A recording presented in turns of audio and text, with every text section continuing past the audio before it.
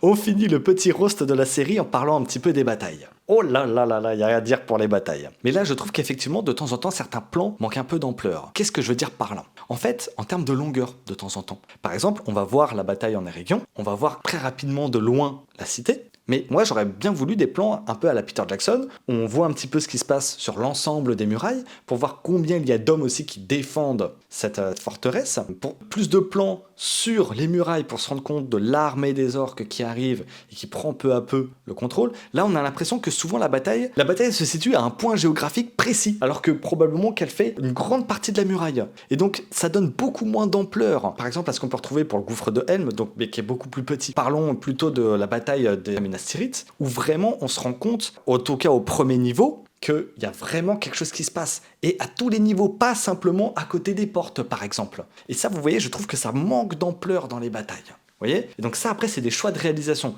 Ce qui n'a pas empêché, et ce qui m'a pas empêché, d'apprécier fortement cette série.